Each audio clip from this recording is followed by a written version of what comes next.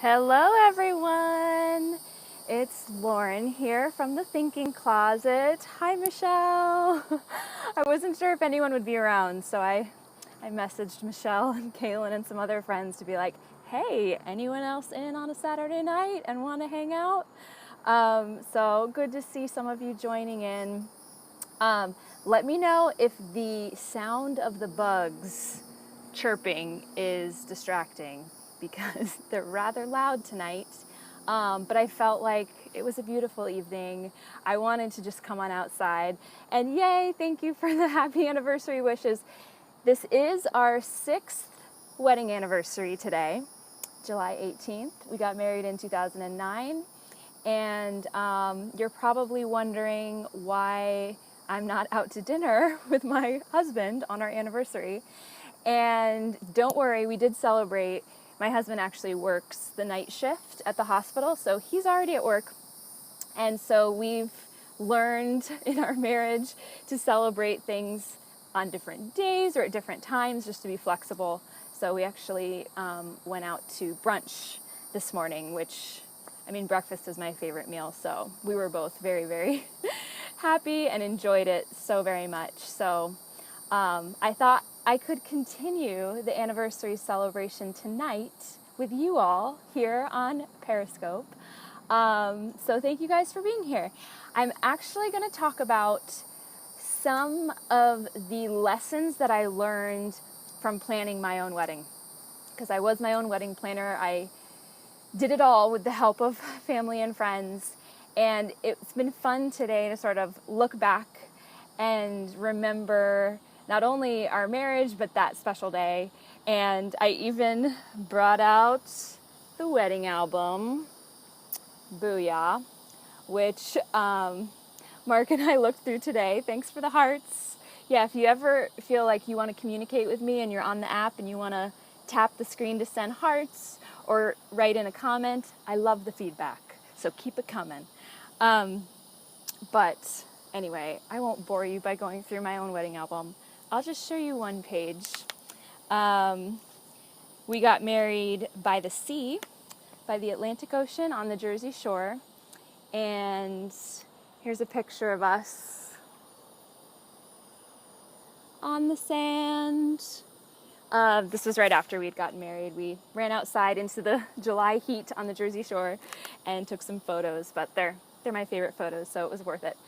Yeah, so thanks. Yeah, our photographer, Emily Johnston, was amazing. She was so creative with the aerial shot, like you said, Michelle, and she, it's actually quite hard to take great photographs in the bright sun, but she managed to do it. And we actually took a lot of photos underneath the pier, which any of you out there planning to get married on a beach, highly recommend it because the shade that we had under the pier led to some beautiful light. I told you I'd only show you one, but I'll show you another page. This is us. Yay, thanks for the hearts. Yeah, this is us under the pier. We did a series of photos before the wedding as well. So, okay, I'll stop. Actually, so what I'm sharing tonight actually originated in a blog post that some of you may have already read. It was published actually last year, and it was called 10 Lessons I Learned from Planning My Own Wedding. And it's been quite a popular post. It still gets a lot of visits, and I had even forgotten what I had shared. So today I went back and reread it, and I thought, this might be fun to share on Periscope. So tonight I thought I would at least just hit the first 5, and then tomorrow we'll go through the next 5. So this will just sort of pique your appetite.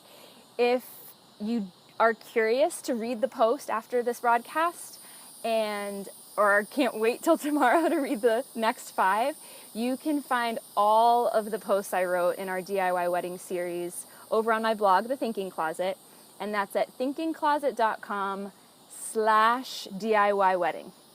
So that's where you'll find a whole slew of posts, including the one that I'm going to reference tonight. So before we begin, I know I saw Michelle. I wonder if anyone else is on Periscope the app and can comment, but I thought we could do a fun little icebreaker. I've been trying to do these just to get to know who's out there, because you're important to me. And I thought we could quickly share, what is one item that you can't leave the house without? And if you leave the house without that item, you almost want to drive back and get it. And maybe before you all say your cell phone, let's cut out cell phone, because we know how important the cell phone is. Clothes, that's also not going to count. But besides your clothes and your cell phone, what's the one thing that you really have a hard time living without once you leave the house? So think about it. Feel free to comment. I will share that my one thing is actually earrings. I feel naked if I don't have earrings on. I'm even wearing my pajama pants and earrings. I love them. My bottle of water, Michelle Hickey says, I have it with me at all times. You are so good. That's very, very important, to be constantly hydrated. I know our friend Kaylin has been talking about this as well. I need to drink more water, so that probably needs to become my number one thing in front of earrings. I mean, I've left the house without earrings and even borrowed some from a friend, my friend Chrissy, because she could see the distress in my eyes and wanted to help me out. So thanks, Chrissy, for giving me my earrings. So those of you who might just be tuning in, I am Lauren, and I blog over at thinkingcloset.com, and tonight we're going to address the first 5 of 10 lessons that I learned from planning my own wedding. And let's just go ahead and dive in, shall we? First lesson I learned, and I'm referring to my blog post as we talk, to focus on accomplishing what only you can do and then try to delegate the rest. And I feel like this is a life lesson beyond just a wedding planning lesson. But this is something I struggle with as someone who's a perfectionist and type A personality. I want to do all the things, but that quickly leads to burnout. And not only that, but your friends and family who offer to help you out, they're offering because they want to be a part of that process with you. So it's actually a gift that you can give them if you choose to delegate a few items for them to share. I love what Michelle just said. Yeah, need to get past that in a major way. The superhero syndrome. I struggle with that beyond just even our wedding. I struggle with that even with my own blog. I sometimes struggle to think someone else could maybe do my social media, or someone else could help me sort my email. It's hard to loosen that grip, but I think it's so important if you are going to plan your own wedding and you want to actually enjoy the process and not turn into a bridezilla, definitely learn to delegate and try to focus on just the things that you can do. So that's my first tip. I don't think I succeeded perfectly at that, but I did try to do that. Mark, I gave him the task of designing our save the dates, and he came up with such a fun design that I would have never thought in a million years to do. He actually took a photograph of a photograph, so our save the date was a photo of us on a map, and you can see that over on the blog. But it actually ended up being so cool, and I'm so very glad that I did delegate that thing. So that was lesson 1, what I learned from planning my own wedding. Lesson number 2, decide what is most important to you and be willing to compromise on other things. So decide as a couple what your priorities are. What are the things that are top of the list? No matter what, we need to, for us it was to be by the beach. And then you're going to have to compromise. But I can tell you from experience that as long as you hit those main priorities that will fill you with joy, if you're willing to compromise, sometimes it can end up even better than it would have if everything had gone perfectly. So prime example for us, priority was to be by the beach. And actually, initially, we both wanted to be on the beach, toes in the sand as we said our vows. We imagined a tent and everything, and I still think that would have been fun. But we ended up finding a venue a few towns over from where we initially were looking, and it was the structure was on the beach, but we had air conditioning and elevator access, and we had a few older folk come to our wedding that I know would have struggled trying to walk across the sand. It was the middle of July. It was super hot. So just by being indoors, we gave a huge gift to our guests and ourselves, because we had the beauty of the ocean before us, but the coolness of the air conditioning on us. So, hi Amy, One Artsy Mama's here. Good to see you.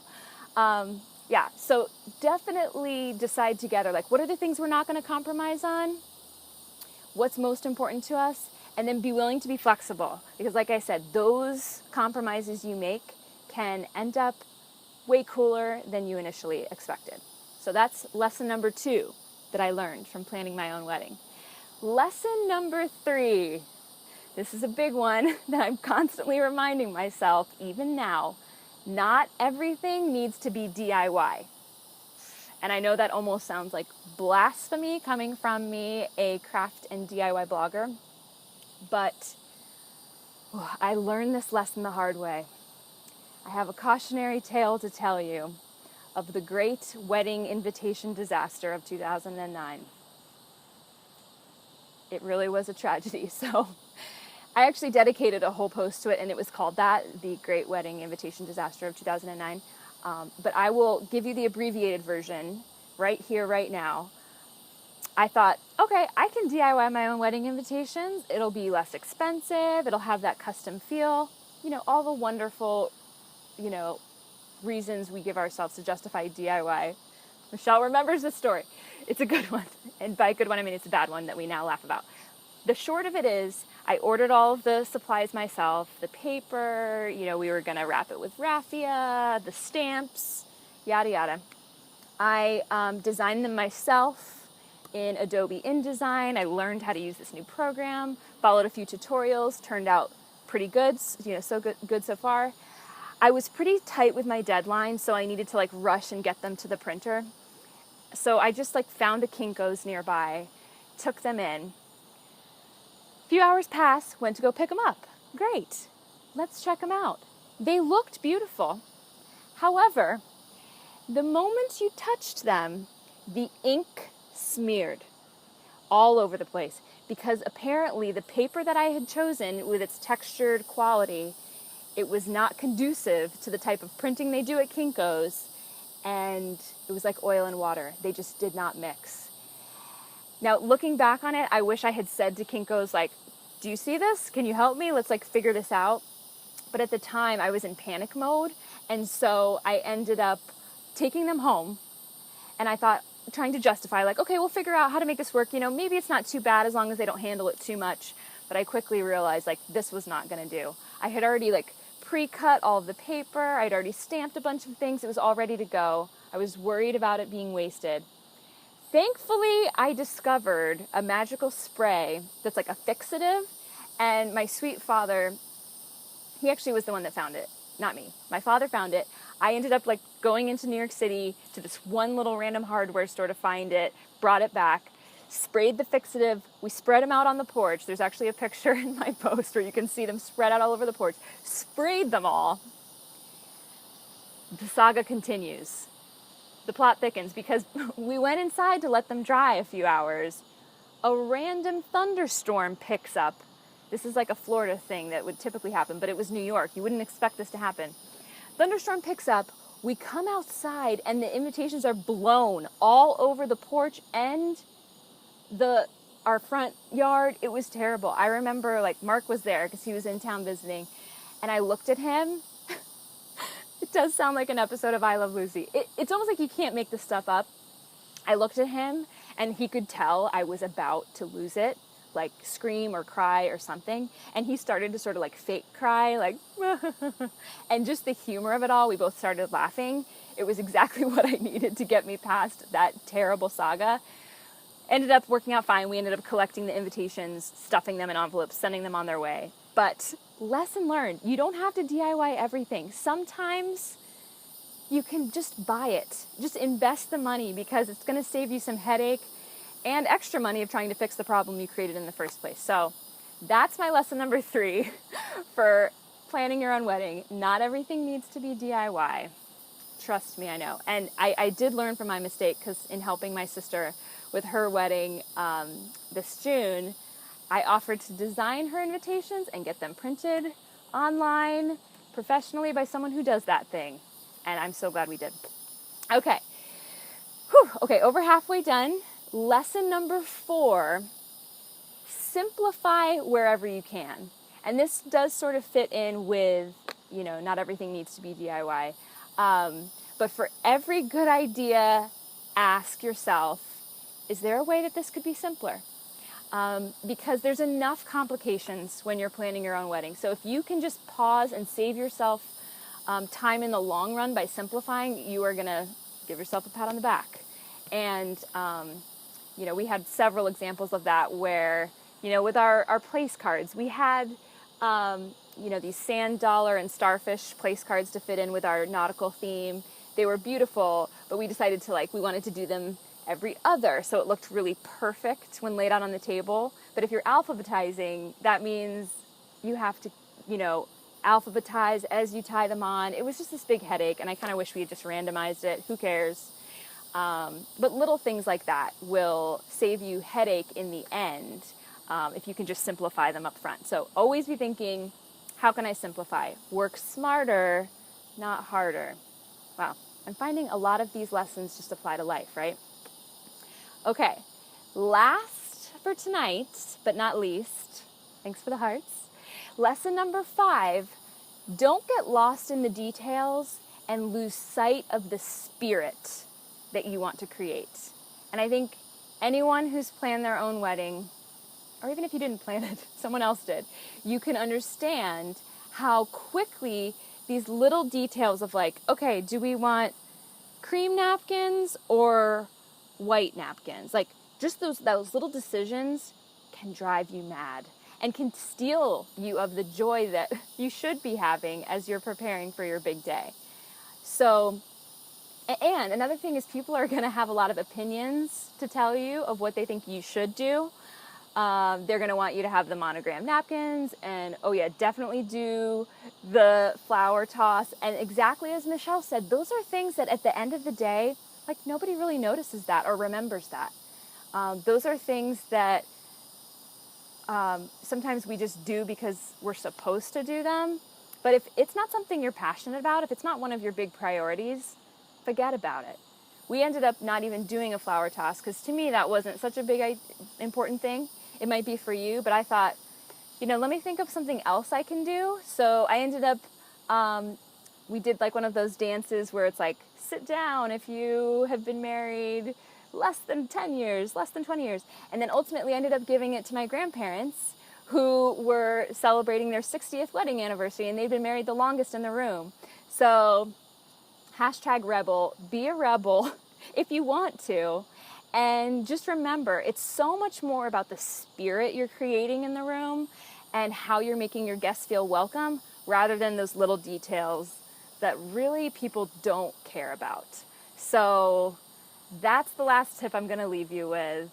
I hope that was inspiring to you, whether you're planning your own wedding or planning a different event or even just living life. Because like I said, a lot of these really do apply to blogging, to work, to family. I think they're just good life lessons. So that's my story. I'm sticking to it. Tomorrow, I will be giving the next 5 to take us to 10 lessons that I learned while planning my own wedding.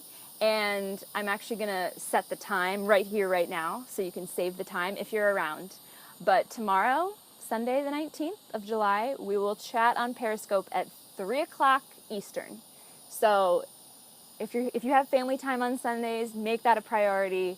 Please do. But if you're just hanging out and you're deciding between a nap and going on Periscope, come on Periscope. I know naps are awesome, but I think it will be even more awesome than a nap, which is saying a lot. I know. Trust me. So again, I'm Lauren from The Thinking Closet. If you want to find the whole series I did on our DIY wedding, you can find that all on my blog in one neat little post in a list. And you can find that at thinkingcloset.com/DIY wedding. And trust me, there's a lot in there. You can read the full story of the Great Wedding Invitation disaster of 2009 in all of its terrifying glory. And yeah, and if you're watching online, as I know a bunch of you are, that's where I'd love to hear some of your comments. Feel free to drop them over there, or you can tweet me on Twitter. I'm also there at Thinking Closet, because I'd love to hear what you think. This is a great opportunity just for us to connect. That's why I'm loving Periscope. It's a wonderful tool, and I'm clearly getting hooked. Also, if you haven't figured out already, I'm trying to give myself a little challenge of doing a new scope every night for 7 days for a full week. So every night or afternoon. So if you're around and you want to just check in, I will try to post my broadcasts, give you at least like a 15-30 minute warning. And I'll be posting that on my Facebook page over at the Thinking Closet on Facebook. And yeah, I would love for you to join me for any and all of those, because this is just sort of a fun experimental time. I'm learning, you're learning. And after this week is up of scopes, I'll probably do a post sort of sharing on my blog what I learned, what I think about it, how I might use it in the future. Oh, and I did want to tell you one more thing, friends. Thanks for the hearts, purple hearts. One more thing is, if you're not already subscribed to my email list, I would love for you to join right now, and here's why. Because tomorrow, I'll be sending out a newsletter to my subscribers, and I would love for you to get that email, because I'm going to do a survey asking for topics that y'all would like me to talk about on Periscope. And yes, I just used y'all, even though I'm not really Southern, but I just prefer it to you guys. So I would love to know what you all would like to hear about on Periscope in the future. So feel free to subscribe over at thinkingcloset.com/email. That can get you all signed up so that you get the email tomorrow and can let me know what topics you want me to chat about. So far, we've talked about a variety of things, and I'm just exploring, but I'd love to know what you want to hear. Yes, Michelle was going to call me out on my use of you guys right after I said I don't like it. So thank you for being a good friend like that. All right, guys. It's hilarious. All right, y'all have a wonderful rest of your evening. It's gotten a bit darker and I'm starting to get eaten alive by the bugs. So I'm going to head in. Have a great rest of your Saturday, and I will see you tomorrow at 3 o'clock for the next 5 lessons I learned while planning my own wedding. All right? Hoot hoot. Peace out. Have a great night. Thanks for joining in. Hi, everyone. Happy Sunday. Exciting to see some new friends joining in, old friends. Hi, Mom. My parents are so cool. They downloaded the app today on their Androids, so they said they were going to join in, which made me very happy in my heart. I'd love to see where everyone's joining us from. So if you want to just type in, if you're on the Periscope app, go ahead and type in the city or state where you're hanging out in, just so we can see, you know, how we're united across the country or the world. Portland, that's awesome. Amanda's in Portland. Wow, Netherlands, so cool. As in the Netherlands? I think so. That's awesome. The tent. That's my dad. Ocean Grove, New Jersey. My mom. Brentwood, Northern California. Great. Covington, Tennessee, an hour north of Memphis. So exciting. All over. Yes, the Netherlands. Amazing. I'm so glad to hear that.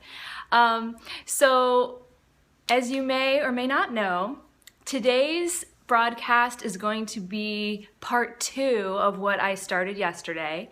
And so I'm just going to be sharing 5 more lessons that I learned from planning my own wedding, and just to give you a total of 10.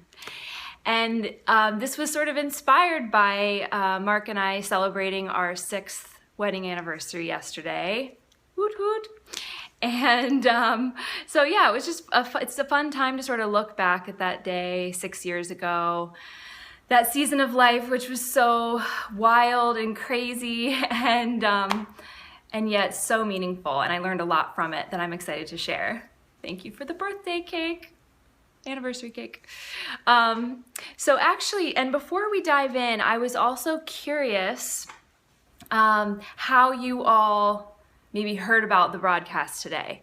Just because I'm still learning this exciting new platform, perhaps you're learning it too. It might be helpful to know, did you hear about it through Facebook? Did you see my Twitter post? Did you get my email this morning and hear about this special Periscope date? Are you already following me and you saw the notification on your phone? If those of you who are on right now with us wouldn't mind just sharing, that'll be helpful. So the blog stalker got a push notification on her phone. Thanks for the follow. Same with Amanda, popped up on her phone. My mom saw in the email. Nick mom saw in the email. Notifications. Okay, so sort of a little bit of a mix, but I appreciate all of you following me. And if you're not following and you want to know how, you just swipe left to right on an iOS device and you swipe up on an Android and you can hit my little profile and follow that way. And then just a little fun Periscope tip, if you're looking to find other people to follow, I just look at the followers and those people I'm following, I look at their list of people who they're following and I end up seeing familiar faces and then I meet some new people. So that's just how I've been doing it. So let's dive in momentarily. Oh, and my sister's here too. It's a family affair. Awesome. Thank you, everyone. I see some hearts on the screen. If you're new to Periscope, like I was a week ago, if you tap the screen, you can like show love to the person broadcasting. Thanks for the hearts. And you get your own color heart for every broadcast. Yay, oh, they're just floating up. I want to grab them. And it's a wonderful way to give feedback to the speaker. So if like you like something that I say or you agree, you can show hearts. I love it. Thank you. And you can also comment throughout. So if I say something that sparks an idea or a thought or a question, feel free to jump in. This is it's more than a two-way conversation. It's at least a 13-way conversation, and there's probably more people watching online, so thank you for joining. Okay, so let's dive in. So 5 more lessons I learned from planning my own wedding. We're gonna just jump right into lesson 6. Things always take longer than you think they will. Always. And I'm chuckling because I am still struggling to learn this lesson because I'm always perpetually 5 minutes late to things, trying to squeeze in one more thing.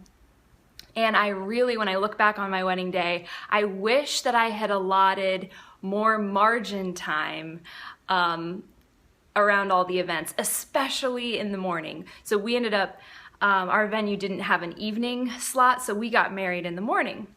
And that meant that we, all the hair, makeup, photos that we took beforehand were pretty early, but I wish I had woken up even earlier because we had a little bit of like running down the boardwalk to try to get to the venue in time because our poor wedding guests were sitting there waiting for, it may have been half an hour. I think that's what I remember. And I'm still embarrassed about that fact that I was half an hour late to my own wedding, but I know it all worked out in the end and, people had a good time and my mom assures me that no one remembers that. But that's one lesson I learned that I would love to pass on to anyone else planning a wedding or another event or just trying to get through your day. Just plan in a little bit of extra margin time and you're gonna be so very glad that you did because it never hurts, right? You're never just sitting there early thinking like, man, I wish I had taken a little more time. You're relieved, and that it'll enable you to enjoy the day all the more. So that's lesson number 6. Lesson number 7 that I learned from planning my own wedding. If you're the bride, try to avoid being the wedding planner on the day of the wedding. So if it's at all possible, even if you're like, I can't afford to hire a wedding planner, which was sort of the case for us, try to find someone like a friend or a family member whose wedding gift to you could be the fact that they're gonna sort of take your list of contacts and your to-dos and your schedule on the actual day of the wedding and just free you of it. And I feel like I got halfway there. I had sort of delegated a lot of things for the big day. And I had a maitre d' at our location, and everyone had their jobs, but still I was the point person. And so I have to give props to my sister for her wedding, because she did a good job of, there were a couple coordinators, one for the ceremony, one for the reception, and it was really on them. So if we had questions, we went to them and not to her. And I think that will just give you such peace of mind, so you can really be present on your big day and you're not like thinking about all the things and trying to make sure everyone's doing their job. Yeah, my sister said that was huge. And I even loved to like be that for my sister. So if I could tell someone had a question, I would say, okay, what's going on? Let me see if I can help. Because I wanted to give my sister that gift of being able to not know all the chaos that was going on behind the scenes. Shout out to Denise. That was my sister's wedding coordinator on the day. So everyone needs a Denise. And see if you can find one. If you can't hire one, then ask a friend or family member who you think would be really gifted in that area and could love you in that way. And like my sister said, she felt no burdens that day. And that's what you want, especially if you have a lot of other DIY elements that may have given you a headache along the way. Great. Lesson number 8, things that I learned planning my own wedding. Try to be present at least 3 different times during the ceremony. That way it doesn't pass you by. And this was advice given to me by Mark Lewis. He has now made an appearance in 3 out of my 4 Periscopes. Oh, hi, Michelle. He's my college theater professor and clearly taught me a lot, not just about theater, but about life. But he told me that, he urged me, he said, like, you're gonna blink and your big day is just gonna pass you by. And so stop at 3 different moments in your ceremony and just take stock. And what does that look like? It usually means, hi Kaylin, it usually means taking in like the sensory details of what's happening, taking deep breaths, looking at the sea of people around you who love you, and looking at your spouse or spouse-to-be and trying to remember the details. And I remember several of those moments, at least 3 during my own ceremony, where I stopped and I tried to be really present. And like I shared yesterday, we had this really cool venue that was on the beach. We were air conditioned inside, but the glass sort of windows were almost like sliding doors that opened. So during the ceremony, we could feel like the ocean breeze. We could hear the crashing of the waves. We could just see people in their bathing suits chilling on the beach while we had this, quite formal affair, just a matter of, feet away from them. And it was this wonderful sensory experience. So I tried several times to just remember that, to hear the seagulls. And that is, that is something that is a good exercise for life. I recently rewatched Ferris Bueller's Day Off. Hearts if you like that movie, 80s movie. But Ferris says, I see we got some fans. Ferris, he says like life moves pretty fast. If you don't stop and look around, you might miss it. And I think that's so true of your big day. So 3 is just a random number if you want to even just try it for 1 or 2 or 5, but be intentional about having those moments of being present, especially in the ceremony, which really at the end of the day, that's what it's all about, that vow that you're making with your life partner in front of the people whom you love. So that is lesson number 8, trying to be present. Lesson number 9, hoot hoot, amen. Lesson number 9, something that I learned planning my own wedding. Yes, it is good advice for every day. That's what I'm learning. So many of these are just good life lessons. So I'm really glad that our anniversary has forced me to look back at them. Lesson number 9, when things get chaotic, retreat to the bubble. Okay? Let me explain what this means. This was another piece of advice given to us. This was by one of Mark's friends in residency, Evan. Shout out to Evan. And she told us that she and her husband did this on their big day, but you know, people are going to be asking you questions, wanting pictures. You're going to want to say hi to all these people because they're all here. It really can become quite chaotic and quite overwhelming, to be honest. Let's just say it. It can be pretty overwhelming, especially if you're the bride. It sort of feels like all the attention's on you. And what Evan told us to do, she's like, whenever that happens, just get with your partner and imagine there's a bubble that's just around the two of you. And almost like kind of forget what's going on around you and come back to this person who you love very, very much, and sort of like take a few breaths together, have a few quiet words, and sort of recenter. It's very similar to lesson number 8 about being present. But I think, again, like we can easily get caught up in the chaos that we forget to enjoy it or enjoy our person who we're choosing to spend the rest of our lives with. So Mark and I had a few bubble moments. I remember one in particular, just during our photo shoot on the beach. We were running late. We had a lot of people asking us questions, and you can actually see there's a few photos that our photographer, Emily Johnston, caught of us just having this quiet little moment. And I'm so glad that we did that, because then when we re-entered the chaos, we had like a new burst of energy.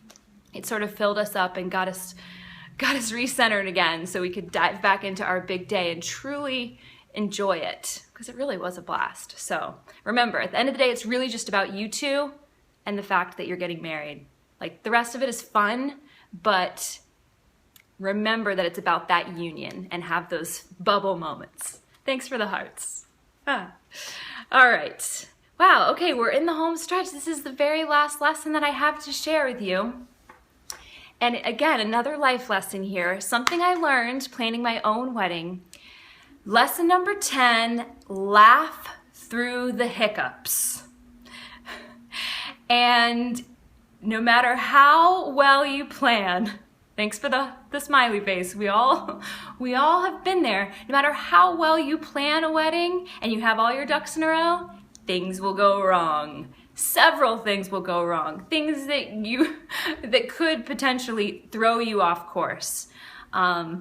And another piece of advice we got from a friend, my friend Anna, she had said, like, expect 3 major things to go wrong during your wedding. Or as Kaylin says, so many things.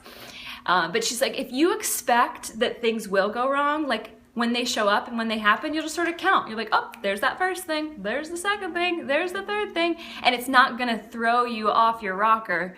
But instead, like, the flower lady is an hour late, like, haha, like there's really nothing you can do at that point.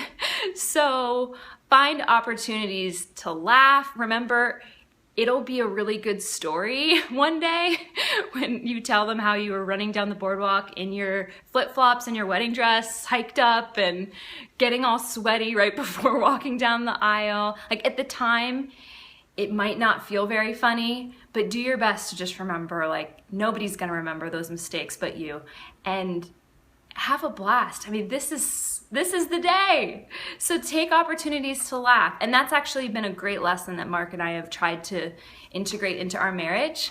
Whenever we go to showers or, you know, even writing in cards to other friends who are getting married, the number one thing we say that we have learned in our marriage is to laugh. You know, don't take things too seriously. Really, like, in the light of eternity, as my mom would say, it ain't that big a deal. A lot of this stuff, like, it's not gonna matter. You're not gonna be thinking of this on your deathbed one day. And as my very wise mom would say, sometimes the mistakes make it even better. It's true. And if you can have that perspective of sort of being open to whatever happening as an opportunity for a change and a new adventure and a laugh, then, like, nothing's gonna hold you back. Seriously. So laughing through the hiccups of life, not just your wedding day, is gonna be a huge asset for you, a great tool in your toolbox. that will bring you so much joy. So there we have it. What did you guys think? I hope this was helpful and inspiring, looking back at 10 lessons I learned planning my own wedding. It's a heart explosion. Thank you all. That's fantastic. Thanks for the feedback. It's really great to have so many of you with me today. And thanks, Nick Mom, so true. Love you back, Lizbeth. And as Kaylin said, a lot of this is really helpful in life. It carries over completely. I'm glad that you guys found some wisdom in this. And as I shared yesterday, this was inspired by a post I wrote about a year ago called 10 Lessons I Learned Planning My Own Wedding. And I will actually combine, love you, Dad. I will actually combine this video with the one I created yesterday. I'll upload it to YouTube and embed it in the original post so you guys can reference it. Makes me want to get married again, my mom says. Just kidding. Haha. Oh, echo day. You know, actually, what I started with in this post, if you go back to thinkingcloset.com/DIY wedding, you'll see all of our DIY wedding posts. And what I wrote in the beginning, which I kind of chuckled at, because it's true. Am I glad I planned my own wedding? Heck yes. Would I do it all over again if I could? Heck no. Once was enough for me. Do you think I should plan my own wedding if I'm excited about it or need to save money? Heck yes. I'm glad I did it. It was a lot of work. And like I said, I don't want to do it again.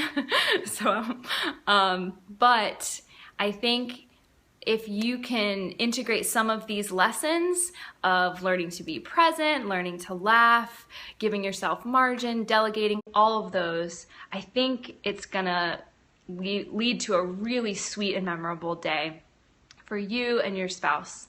And yeah, so don't be afraid to DIY your own wedding or your own event. Just work in some of these lessons, and I think you're on your way to success. Awesome. Okay, so before we wrap up, I've been loving Periscope and all of the hearts I've received. Oh, thanks. I appreciate it, Dad. I actually just sent out a survey to my email subscribers. I know, it's so much love from the family. It's great too, because we're all over the country right now. We're not all in the same place. And it's neat how Periscope can connect us all. So anyway, I did send out a survey in my email newsletter, which if you're not on my list, I would love for you to be on my list of subscribers, getting little tidbits and inspiration. You can decide if you want an email once a week or more than that. But if you go to thinkingcloset.com/email, you'll be on the list.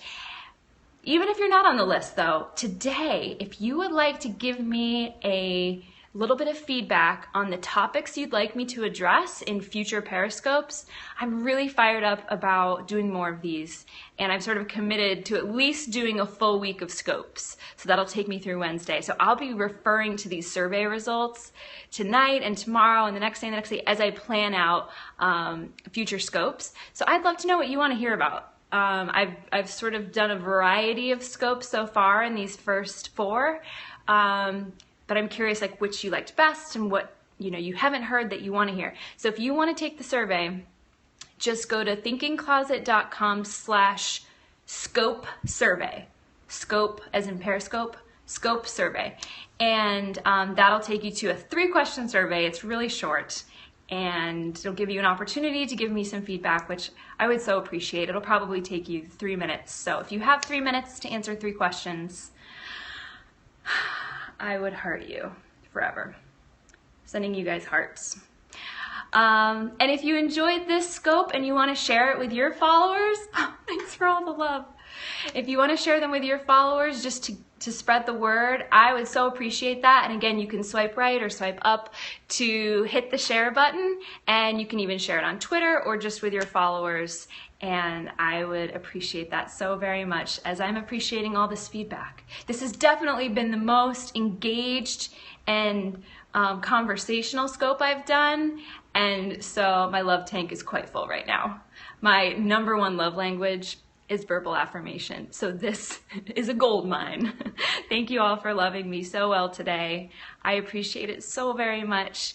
And yeah, you can catch the replays. I'll be posting them to YouTube from now on. So if you're not following me there, I'm over there at The Thinking Closet. You can just search that in the search bar. It'll bring you to my channel. And yeah, thanks for following along, friends. I hope you have a wonderful rest of your weekend, and that there are a few moments of being present for you.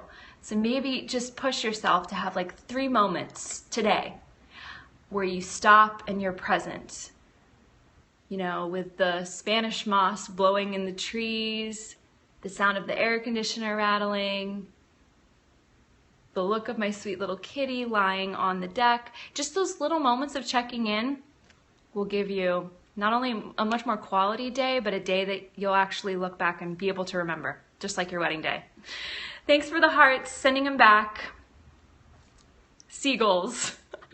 It's my dad being present right now. Good job. So get to work on your homework of being present, and I will catch you all later. All right?